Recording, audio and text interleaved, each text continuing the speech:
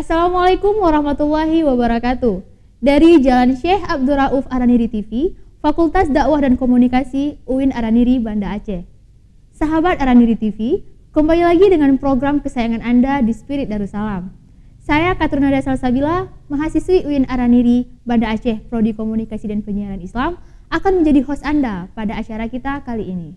Pada hari ini kita akan talk show mengenai tema kita, yaitu Fakultas Dakwah melahirkan kader dakwah.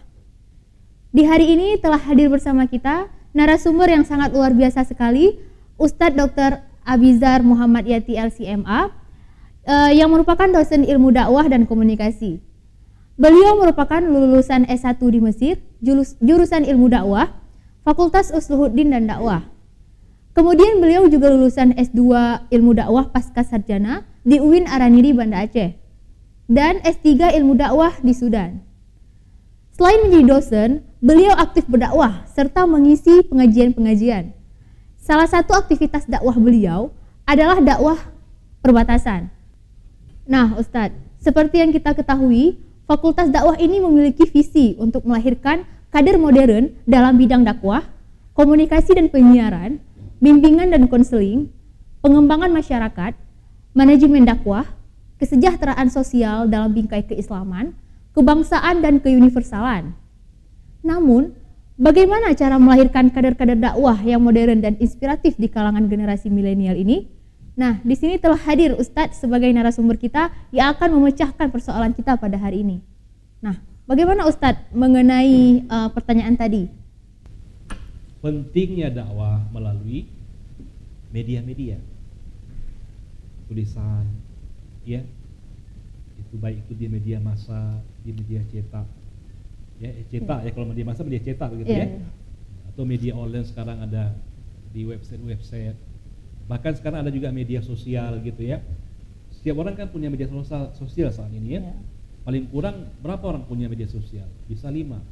Ada Instagram, ada Telegram, ya ada Facebook, apalagi dan gram-gram yang lain lah seperti itu ya.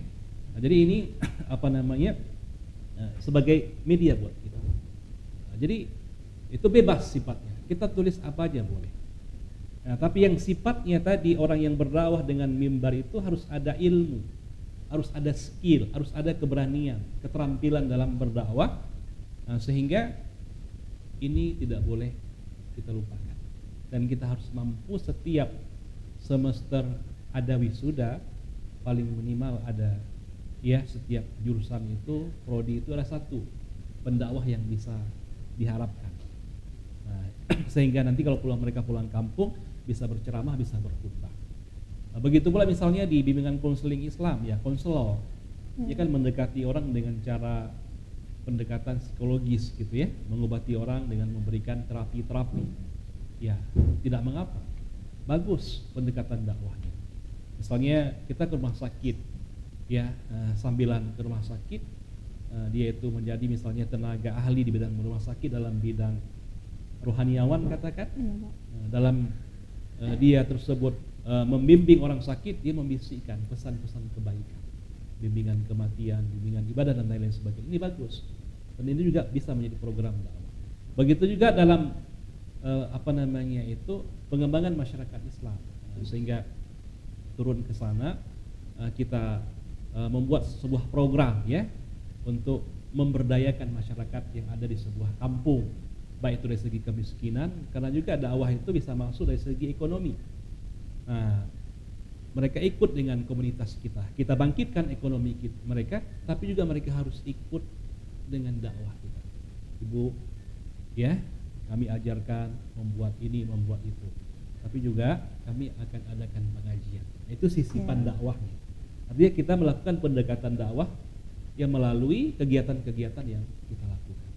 Begitu juga dengan manajemen dakwah. Nah, ini sebenarnya di Fakultas Dakwah itu yang murni dakwah, ya manajemen dakwah, MD itu murni dakwah kita katakan. Karena dia berkaitan bagaimana mengatur tempat-tempat tertentu seperti masjid menjadi pusat dakwah yang sesungguhnya. Mengatur haji, umrah gitu ya. Sehingga orang-orang yang melaksanakan haji dan umrah itu ya sesuai dengan perintah Allah dan Rasulnya melaksanakan ya dan dapat nilai-nilai kebaikan yang dia itu berangkat haji atau berangkat umrah dan lain-lain sebagainya. Maka semua prodi kita yang 5 itu bagus semua, dan ada misi dakwahnya dan ada tujuan dakwahnya, berdakwah dengan misinya. Tetapi yang kami mau tekankan bahwa ada dakwah yang utama. Dakwah ini tidak boleh dilupakan, yaitu dakwah melalui mimbar-mimbar tadi. Kan nggak mungkin kita khutbah Jumat itu dengan tulisan kan? Iya. Nggak mungkin kita khutbah Jumat juga dengan live streaming, kan nggak bisa. Nah, jadi jamaahnya itu di rumah-rumah aja, kan nggak bisa. Tapi memang dai itu harus hadir di atas mimbar, di atas panggung, menyampaikan kepada masyarakat. Dan saat ini banyak juga para pendakwah-pendakwah itu yang terkenal saat ini. Bahkan juga saya menjumpai alumni Fakultas Dakwah dulu ya, yang dulu-dulu itu dalam masyarakat luar biasa, menjadi pendai, menjadi penceramah. Dan ini yang harapan kita di Fakultas Dakwah ini kedepannya bisa melahirkan yang lebih banyak lagi dai-dai yang sifatnya tadi adalah dakwah mimbariyah tadi. Allah. Dalam pandangan Islam sendiri, bagaimana Pak cara menanggulangi keadaan generasi kita pada hari ini? Seperti yang kita lihat kan banyak sekali generasi muda kita ini yang sibuk dengan dunia sendiri. Misalnya mereka hanya ke warung kopi dan hanya bermain game. Itu gimana cara menanggulangi generasi kita pada saat ini, Ustaz? Iya, ini kan kembali ke tadi. Ini kan kalau kita lihat minat orang ya untuk masuk fakultas dakwah ini sedikit gitu ya. Tapi sekarang sudah banyak. Kita lihat di prodi KPI itu ramai peminatnya, BKI juga demikian. Nah, hanya saja mungkin dia mengambil prodi itu berdasarkan tadi lihat, oh ini ada komunikasinya, oh ini ada konselingnya. Dia tidak lihat ujungnya fakultas dakwah. Nah, kalau seandainya fakultas dakwah saja mungkin hanya berapa orang yang mau ngambilnya. Tadi kan ada ketertarikan. Nah, perlu kita sampaikan mungkin ada sebahagian dari mahasiswa-mahasiswa itu yang memang dia masuk fakultas dakwah ingin menjadi pendai. Ya. Memang bawaan dia, ini saya sampaikan bawaan dia itu, ini anak muda ya, bawaan anak muda itu memang ada. Kalau nanti saya besar, saya akan menjadi penceramah. Saya menjumpai di lokal itu ya. Saya jumpai, saya tanya kenapa kamu masuk fakultas dakwah? Saya dulu itu juara pidato katanya. Mungkin di fakultas dakwah ini bisa menyambung ya dari bakat saya. Nah, berarti kalau ini kita biarkan dan kita tidak latih anak-anak muda yang berbakat ini, maka mereka akan sibuk nanti di warung-warung kopi tadi dan tidak akan tersalurkan bakat mereka. Nah, kalau ini kita latih, kita bina ya, kita betul-betul mantapkan ilmu agamanya. Karena menjadi pendakwah itu, menjadi seorang khatib, penceramah itu nggak cukup modalnya pandai bicara aja, tapi harus ada ilmu, ada referensi yang dia sampaikan, bacaan-bacaannya, ya. Kemudian ada tadi dia itu berani untuk menyampaikan dakwah. Sekedar berani sebagai pintar berkomunikasi itu tidak cukup. Nah, maka ini harus kita tampung. Nah, ada orang-orang tertentu yang mungkin ya asal masuk fakultas dakwah ya selesai gitu ya, nggak mau tahu dengan apapun. Nah, perlu juga kita merekrut yang membuat pelatihan, sebab keahlian dakwah itu ada yang bersifat namanya fitriyah atau ghariziyah, yang sifatnya bawaan dari lahir. Nah, memang kecenderungannya seperti itu. Kan ada misalnya pelawak gitu ya. Pelawak itu nggak perlu belajar sebenarnya. Karena memang dari kecil udah menjadi orang pelawak, ya, udah seperti itu. Diasah lagi, lebih pelawak lagi. Tapi ada orang, dia nggak pandai ngelawak, ngomong pun nggak pandai dia. Tapi karena dia itu ikut latihan pelawak, nah seperti itulah mau kita sampaikan, sehingga dia tertarik dan juga terasah dirinya untuk menjadi orang melawak. Begitu dengan dakwah ini, ada orang yang sifatnya itu dakwahnya kasbiyah namanya.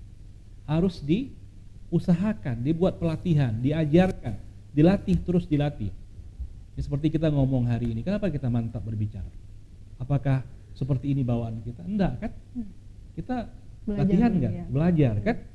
Mau tampil, belajar. Ada persiapan-persiapan. Ini artinya bahwa semua orang itu bisa menjadi apapun kalau dia ingin, kalau dia mau, kalau seandainya dia ingin mau bersungguh-sungguh. Para ulama mengatakan orang pintar itu perlu, tapi pintar nggak cukup. Maka pintar kalau dia malas, nggak mau berusaha, maka tidak akan berguna. Tapi kalau seandainya orang itu nggak pintar, tapi dia ingin dan mau, tapi dia bersungguh-sungguh, maka kemudian dia akan jadi orang. Karena kemauan dan kesungguhan dia. Maka bagi adik-adik kami yang mungkin ya, banyak yang membuang waktu seperti itu, sampaikan banyak peluang yang dapat kita ambil. Ya, apakah kita itu menjadi pendakwah ini, ya kita asah dengan ilmu-ilmu, kita tambah di masjid-masjid di Banda Aceh ini banyak sekali pengajian-pengajian. Itu dalam rangka mengisi ilmu. Di media-media sosial ya, seperti di YouTube itu ilmu semua itu. Kalau seandainya kita pahami, dalami, itu akan memperkaya diri kita.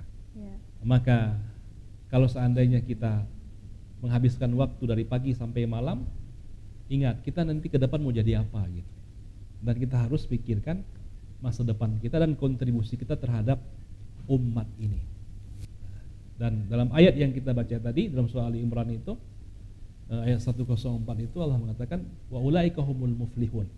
Orang yang berdakwah, yang peduli kepada dakwah, mereka itu bahagia. Bahagia di mana? Bahagia di dunia. Kita lihat, maaf ya, ini saya sampaikan. Pendakwah itu tidak ada hidupnya melarat, enggak ada. Ada ekonomi yang Allah cukupkan mereka. Kita lihat juga orang yang berdakwah melalui media sosial misalnya, ada IT harapkan lahir dari prodi KPI misalnya. Dia buat YouTube, ya kan? Atau dia YouTube kan ustadz tertentu, itu ada ekonomi yang mereka hasilkan. Maka jangan takut kita dengan dakwah ini. Dan ini adalah pekerjaan yang enggak perlu dilamar.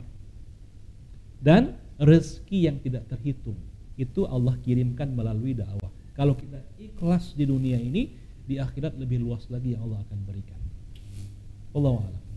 Baik Ustaz, seperti yang Ustaz katakan tadi bahwasanya pengajian-pengajian di sini kan sudah terlalu banyak Ustaz kan. Betul. Kita mencari tempat pengajian itu tidak susah untuk zaman sekarang ini. Nah, tetapi seperti yang kita ketahui, malah sekarang yang datang ke pengajian itu hanyalah orang-orang yang sudah di umurnya itu sudah tua gitu. Iya. Nah, bagaimana nih Pak cara kita untuk membawa kaum muda ini untuk mengikuti pengajian-pengajian dan dakwah-dakwah, Ustaz? Ada ustadz sekarang ini yang beliau itu mendekati kaum muda. Bagus. Ya, seperti misalnya ada abang leting saya itu di Mesir ya, Ustadz Hanan At-Taki. Nah, itu sama-sama di Mesir kami dulu. Dengan beliau, dia buat, kalau kita baca dalam ceritanya, kehidupan beliau kan kemana-kemana dulu, dakwahnya nggak langsung jadi orang terkenal. Dia buat komunitas. Lalu di Bandung dia tinggal. Ada yang ikut dengan komunitas anak-anak muda. Siapa yang dia dekati? Anak-anak di bawah jembatan, para pengemis dan lain-lain sebagainya kan. Dia berdakwah dengan caranya. Ya dengan bahasa anak muda. Kalau di Jakarta kan lu gue dan seterusnya kan. Nah, ini susah ini. Nah, kalau mau diikutkan dengan keadaan seperti itu. Namun kalau kita mampu ya nggak apa-apa. Misalnya di Fakultas Dakwah misalnya kan. Nah, ada orang yang mampu manage itu, dia dekati kaum muda, dia buat komunitas. Ya kan? Lalu dia sesuaikan isi dakwah itu dengan keadaan komunitas itu. Kalau anak komunitas itu berpakaian pakai topi, dia pakai topi juga. Itu kan sebagai sarana saja pendekatan gitu ya. Pakai celana robek-robek dikit, dirobek-robekin dikit juga gitu ya. Nah, sehingga di sana mereka bisa melaksanakan kegiatan dakwah masuk kepada mereka. Nggak bisa kita dakwahi, misalnya maaf ya anak pang itu, assalamualaikum warahmatullahi wabarakatuh. Kalian, nggak bisa seperti itu. Nah, kita laksanakan dulu. Ya kita dekat PDKT dengan mereka, apa kabar, makan-makan dan seterusnya. Nah, ini kalau memang kita mampu jalankan. Nah, yang kedua, ya betul itu keadaan sekarang ya, orang sudah itu tidak mau ikut kajian. Apa sebabnya? Karena perkembangan zaman ini kan dia nggak mau mendengar. susah mendengar, nggak mau mendengar, nggak mau membaca. Kemudian kalau menonton mau, nah itu YouTube misalnya kan, maka bisa saja ya seperti di KPI gitu ya, membuat film dokumenter dakwah, bagus itu sebenarnya. Ya, mungkin dari itu bisa di anak-anak muda itu mendapatkan ilmu dari situ. Atau ada ustaz-ustaz tertentu itu yang bisa ya mencampurkan dakwahnya dengan, katakanlah dengan yang lucu-lucu, itu juga diminati oleh kaum muda saat ini. Lagi-lagi sebenarnya ilmu itu memang kemauan hati. Ya kalau tadi istilahnya kita ingin bumbui supaya orang mau belajar, mau menuntut ilmu, mau mengaji, mau ikut pengajian. Nah, lagi-lagi yang terakhir itu yang ketiga, bahwa ilmu itu harus kita datangi ke tempat itu. Kalau kita ingin pintar, ingin luas pengetahuannya, maka ingin diangkat oleh Allah derajat kita, datang kita ke masjid, dengarkan pengajian. Ingat pengalaman kami waktu di Mesir ya, itu setiap malam keluar rumah, setiap hari pergi kuliah. Kuliah itu di siang hari sampai ya asar kita katakan. Tapi malam-malam hari kita keluar ke masjid-masjid. Ngapain? Untuk mendapatkan ilmu yang disampaikan oleh ustadz-ustadz, oleh masyayikh dalam masjid-masjid itu. Itu sebenarnya yang banyak ilmu tambahan yang kita dapatkan. Nah, kalau kita bersungguh-sungguh seperti itu, seperti pepatah Arab mengatakan apa? Man jadda wajada. Nah, siapa yang bersungguh-sungguh maka dia akan dapat. Nah, maka apa yang kita isi? Ini Allah memberikan potensi akal yang luar biasa buat kita. Nah, apa yang kita mau isi dalam akal kita ini? Apakah kita mau isi dengan hiburan? Ya, dengan yang apa namanya itu syahwat, atau kita mau isi dengan ilmu. Nah, kalau kita isi dengan ilmu, maka kita akan mendapatkan keberuntungan dalam kehidupan kita. Kita akan menjadi orang-orang yang sukses. Maka saya mengajak ya para anak muda ya, jangan lupa ke masjid untuk ikut kajian. Bersabarlah duduk di situ, karena itu adalah masa depan kita yang mengingatkan kita, di mana di situ adalah ada ilmu yang disampaikan sebagai bekal dalam kehidupan kita. Bahkan nanti kita bisa mengembangkan ilmu itu, kita sampaikan kepada orang-orang lain. Kemudian apa namanya itu juga sebagai bekal kita untuk akhirat kelak. Baik Ustadz.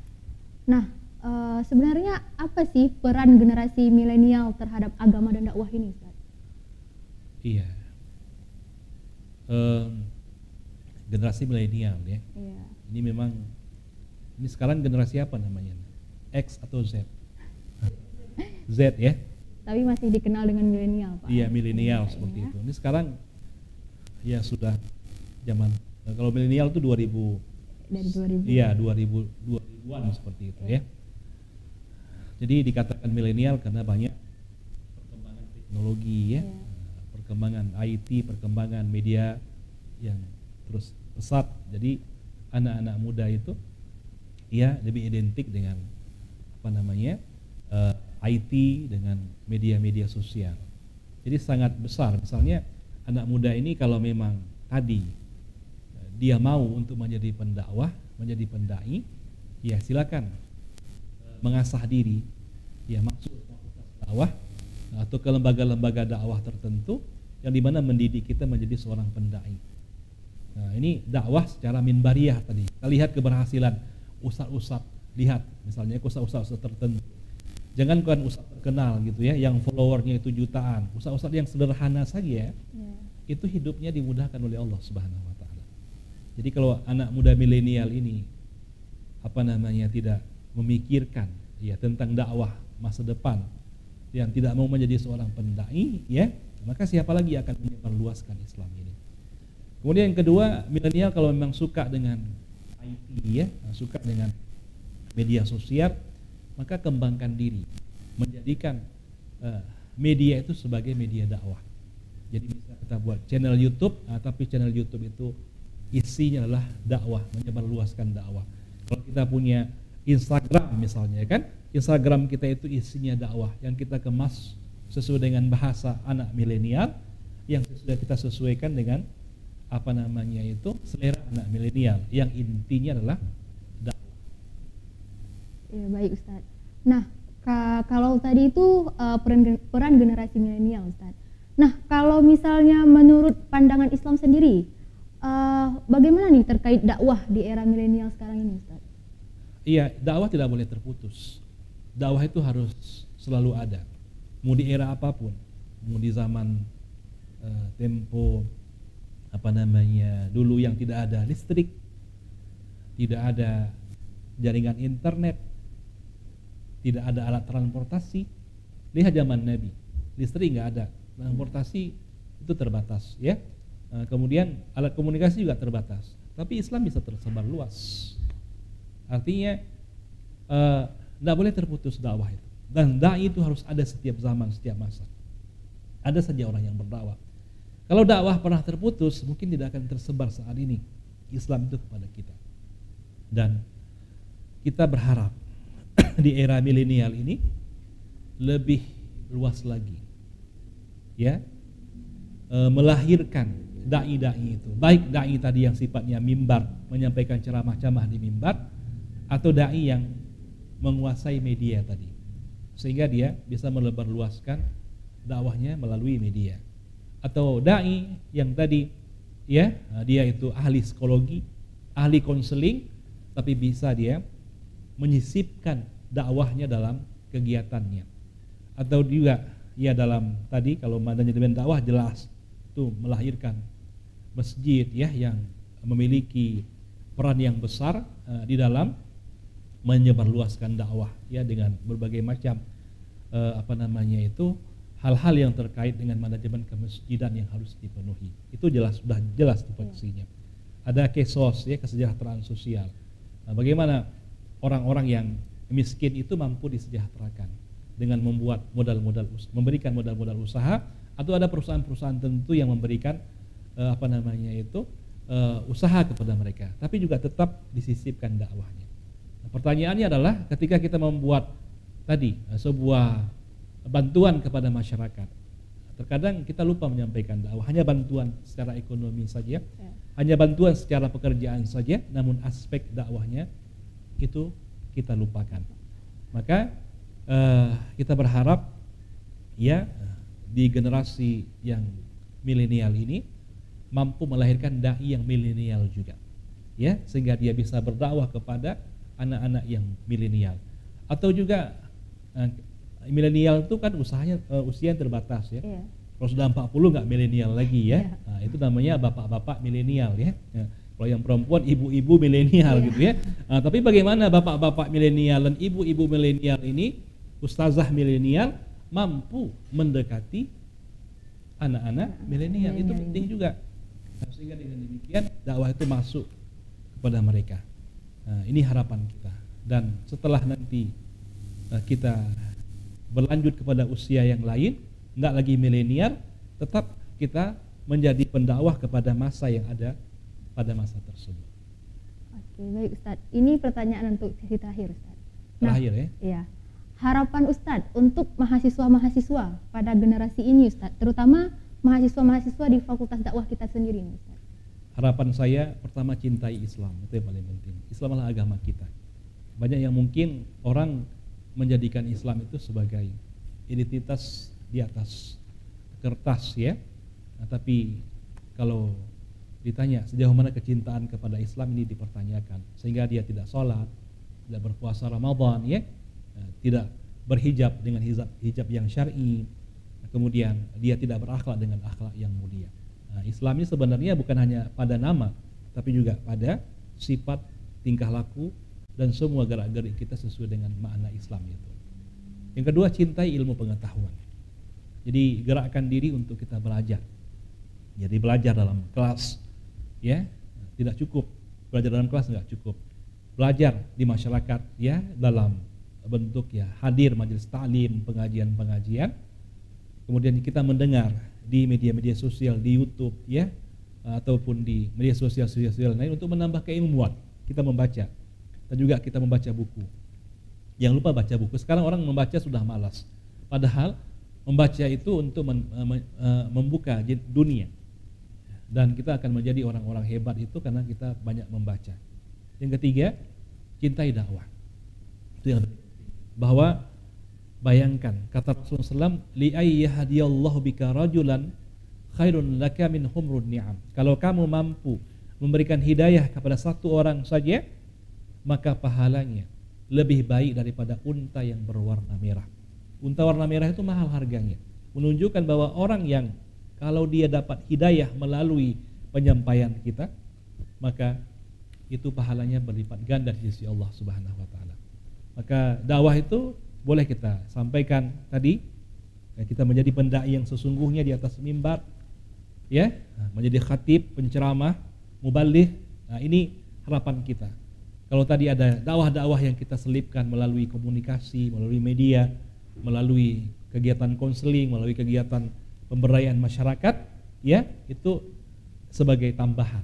Tapi yang utamanya adalah bagaimana kita mampu berdakwah di atas mimbar-mimbar itu, ya, melalui tulisan-tulisan kita juga untuk dapat kita, ya, menyampaikan kebaikan itu kepada siapapun. Berdakwahlah semampunya, berdakwahlah dengan kesungguhan, insyaallah Allah akan melihat, Allah akan membalasnya. Di dunia ini Allah akan tinggikan derajat, dan di akhirat akan mendapatkan tempat yang paling indah, insyaallah. Kesimpulan yang dapat kita ambil dari talk show kita pada hari ini, bahwasanya bersungguh-sungguhlah dalam mencari ilmu agama. Insyaallah Allah akan membalas semua apa yang kita kerjakan dalam berdakwah ini. Kemudian cintailah ilmu pengetahuan dan datanglah ke pengajian-pengajian agar kamu mendapatkan ilmu yang baik. Oke, terima kasih untuk hari ini kepada seluruh penonton setia Araniri TV, dan juga terima kasih sebesar-besarnya kepada narasumber kita pada hari ini, Dr. Abizar Muhammad Yati LCMA, yang telah meluangkan waktu untuk berhadir dan memberikan ilmu baru kepada kita semua. Saya Katrunada Salsabila, selaku host pada hari ini, mohon maaf jika ada kesalahan dan kekurangan selama talk show kita pada hari ini. Assalamualaikum warahmatullahi wabarakatuh.